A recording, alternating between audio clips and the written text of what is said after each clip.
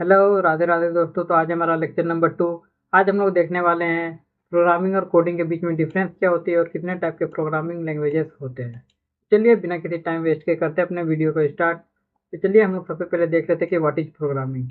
मैं पहले ही बता देना चाहता हूँ कि प्रोग्रामिंग और कोडिंग जो है बिल्कुल ही अलग होते हैं, वो दोनों सेम नहीं होते। बहुत किसी को लगता है कि भाई कोडिंग और प्रोग्रामिंग दोनों सेम होते हैं, बट भाई ये बिल्कुल ही सेम नहीं होते। चलिए अब हम लोग देखते हैं प्रोग्रामिंग और कोडिंग आखिर होती ही क्या है।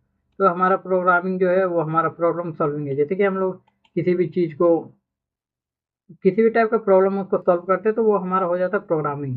जैसे कि हम लोगों ने फिजिक्स वगैरह में पढ़ा होगा कि भाई स्पीड ऐसे काउंट किया जाता है, ऐसे निकाला जाता है। तो भाई आखिर वो चीज़ आई कहाँ से? वो हमारी प्रोग्रामिंग के थ्रू आई, क्योंकि हम लोगों ने सोचा कि भाई वो आएगा कैसे। और हमारा कोडिंग हो गया, जैसे कि हम लोग फॉर्मूलाज बस पुट कर देते हैं और हमारा आंसर आ जाता है, वो हमारा हो गया कोडिंग।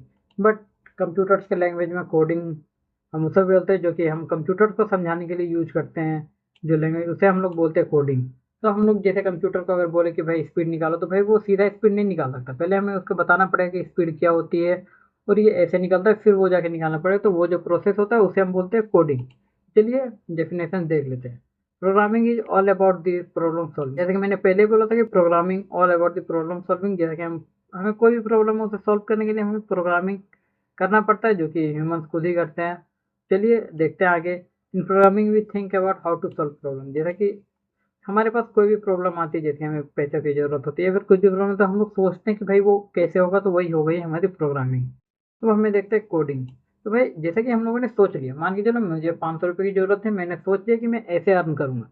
बट भाई उसको अर्न करने के लिए मुझे कुछ तो करना पड़ेगा। तो जो मैं करूंगा वो हमारा हो जाएगा कोडिंग। मैंने सोच लिया, वो है प्रोग्रामिंग। जो मैं कर रहा हूँ वो है मेरा कोडिंग। तो चलिए आगे देखते हैं प्रोग्रामिंग लैंग्वेजेस कितने टाइप के होते हैं। तो हमारा सबसे पहला हो जाता है स्टैटिकली और डायनामिकली टाइप। मेनली यही दो टाइप के लैंग्वेजेस होते हैं, और तो मुझे नहीं पता, बाकी होते भी नहीं होंगे, क्योंकि भाई स्टैटिकली और डायनामिकली दो ही टाइप के होते हैं। चलिए देख लेते हैं हमारा स्टैटिकली टाइप लैंग्वेज क्या होता है। तो हमारा स्टैटिकली टाइप लैंग्वेज हम उसे बोलते हैं जिसमें कि हमें यूजर्स को फोर्स किया जाता है कि भाई तुम बताओ कि ये किस टाइप का डेटा है। जैसे कि मान के चलते हैं कि हमें ए इक्वल टू 9 है हमारा, ठीक है। किसी भी वेरिएबल में हम 9 का वैल्यू स्टोर किए। तो भाई ये जो स्टैटिकली टाइप लैंग्वेज है, ये इसे आइडेंटिफाई नहीं कर सकता कि भाई ये इंटीजर है, ये एक स्ट्रिंग कैरेक्टर कुछ भी नहीं मानेगा। ये सीधा बोल देगा कि भाई तुम पहले बताओ कि ये कौन सा है। अगर हम वहीं पे लिख देते कि यहाँ पे इंट ए इक्वल टू 9 है, तो भाई ये सीधा जान जाता है कि भाई ये इंटीजर वैल्यू है और ये प्रोग्राम को एग्जीक्यूट होने के लिए देता है। अगर हम लिख दे int a equal to 9 and b equal to 10, ठीक है। और उसके बाद अगर हम पूछे ए प्लस बी क्या हो गया, तो भाई ये आराम से बता देगा कि हमारा ए प्लस बी हो जाता है 19। इफ अगर हम लोगों ने यहाँ पे इंट ए बी नहीं लिखा होता, तो भाई ये हमें नहीं देता सॉल्यूशन, क्योंकि भाई यहाँ पे जो भी है, अगर हम लोगों ने यहाँ पे इंट ए बी ना लिखा होता तो भाई ये यहाँ पे आंसर नहीं देता। चलिए अब हम लोग देख लेते हैं डायरेक्टली टाइप लैंग्वेज क्या होता है। तो डायरेक्टली टाइप लैंग्वेज ऐसे होता है कि जैसे हम लोगों ने इंट ए इक्वल टू 9 लिखा था, ठीक है। इसी तरह अगर हम लोग यहाँ पे इंट ए इक्वल टू 9 ना लिख के सीधा ए इक्वल टू 9 और बी इक्वल टू 10 लिख दें, तो भी यहाँ पे कोई भी दिक्कत वाली बात नहीं। ये खुद से आइडेंटिफाई कर सकते हैं कि भाई ये कौन से टाइप का है, ठीक है। ये मतलब खुद से आइडेंटिफाई कर सकता है कौन से डेटा टाइप से ये बिलोंग करता है। इसे किसी भी तरह के हिंट वगैरह या फिर डेटा टाइप की जरूरत नहीं पड़ती है। तो अगर हम इसमें ए इक्वल टू 9 और बी इक्वल टू 10 लिख के ए प्लस बी करें, तो वो हमारा आंसर 19 दे देगा। चलिए डेफिनेशन वगैरह भी देख लेते हैं थोड़ा। The statically type language, the language in which force the user to define data types of variable before declare और initialization is called statically typed language। तो ये जो statically typed language है, ये यूजर को फोर्स करते हैं कि भाई तुम डिक्लेयर करो पहले डेटा टाइप, फिर हम आपको आगे बढ़ने के लिए देंगे। Without data type can't identify which type of data stored inside the variable. जैसा कि मैंने पहले बोला था, अगर हम ए इक्वल टू 9 रखते हैं या फिर 0 कुछ भी रख दो, इंटीजर रख दो या फिर ए बी सी डी रख दो, ए इक्वल टू कैरेक्टर ए रख दो, ठीक है। तो भाई ये नहीं पहचान पाएगा कि ये कैरेक्टर है, भले हम इसे कोट्स वगैरह में रख ले, कुछ भी कर ले, ये नहीं पहचान सकता।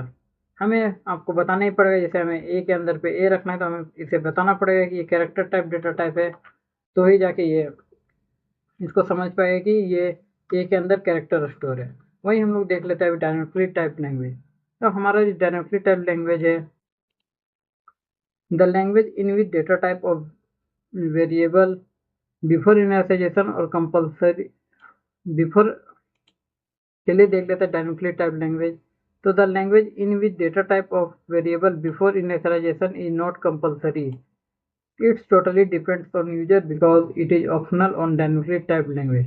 तो भाई इसका मतलब ये होता है कि जो हमारा डायनेमिकली टाइप लैंग्वेज है उसमें हमें डेटा टाइप डिक्लेयर कर भी सकते हैं, नहीं भी कर सकते, उसमें हमारा कोई प्रॉब्लम नहीं है, खुद से भी आइडेंटिफाई कर सकता है कि इसमें कौन सी टाइप की वैल्यू स्टोर्ड है। तो चलिए आगे देखते हैं। Without data type still able to identify which type of data type inside the variable. जैसा कि मैंने पहले बोला था कि डायनेमिकली टाइप लैंग्वेज खुद से आइडेंटिफाई कर सकता है कि किस टाइप का वैल्यू रखा हुआ है। तो चलिए हम लोग देख लेते हैं स्टैटिकली टाइप के एग्जांपल्स।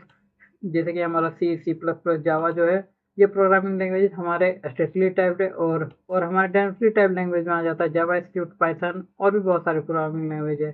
चलिए आज का लेक्चर यहाँ पे खत्म होता है। चलिए दोस्तों अब हम लोग मिलेंगे लेक्चर नंबर 3 पे, जहाँ पे हम लोग देखेंगे कि सी और सी प्लस प्लस के बीच में डिफरेंस क्या होता है।